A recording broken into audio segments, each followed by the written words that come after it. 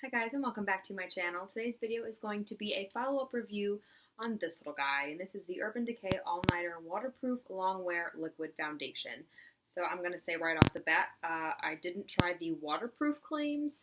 I didn't go swimming or take a shower in it or anything, but I think I have a pretty solidly formed opinion on this foundation by now. I am wearing it today, as you can see on my chin. By the end of the day, this is after 12 hours of wear. I put it on this morning around 7:30, 8 o'clock, getting ready for work, and it is now well after 8. So over a 12-hour day of wear.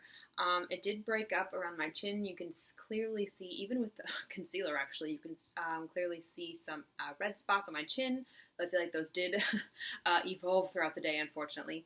And it did break up around my nose, and I did get oily in my T-zone, so I did do a little bit of a matte powder right before filming this, but it wasn't terribly bad, but you can definitely see it was breaking up around my nose. That's after 12 hours of wear. So I guess the all-nighter claim could be true, though I feel like it breaks up around, at least on my oily parts, around my nose, at least the way that I use it. So I'm going to go through the way that I have found is the best way for me to apply it, and the best products that I apply this foundation, or the products that I think this foundation applies best for me and my skin type. So first, again, this is very thick, very full coverage. I don't need a lot of full coverage except for sort of on my chin when I do have some breakouts.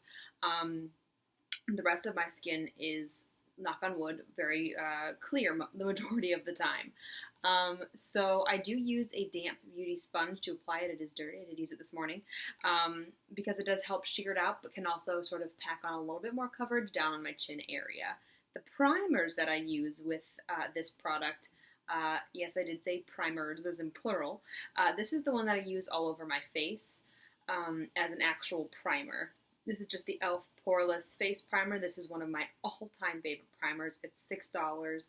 You can't beat it. It's wonderful.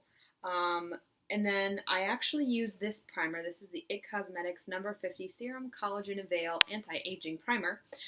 What I do with this is that I actually mix it in with the foundation on the back of my hand.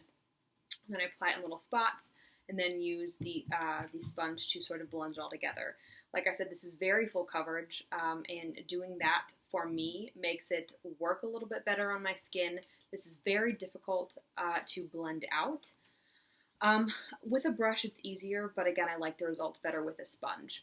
And it also dries relatively quickly, so you have to work fast, regardless of the method of application. But these two mixed together it doesn't change the color at all. This is basically, it goes on clear, and it really, really makes this product work a lot better for me. Finally, what I've found is that following it up with a translucent powder, like this IT Cosmetics by Pores powder, really helps. It doesn't add any coverage, and it doesn't make me more matte, because that foundation is hella matte, which is another reason that I've been using it with this. I do have combination oily skin, oily down my T-zone. It's fairly dry on my cheeks, but I don't love the look of a super, super, super matte foundation. So again, mixing it with something like this, it's a little bit more moisturizing, but also acts as a primer, really has been working for me. And then this, when I top everything off, like again, I said, doesn't add any coverage and doesn't make me more matte. It just sort of sets everything and really blurs the look of pores, which actually I think this does a really good job at on its own, but again, I like to sort of top everything off. So that is sort of my little follow-up. Again, I am in the shade 0.5, which is the lightest shade that they do have.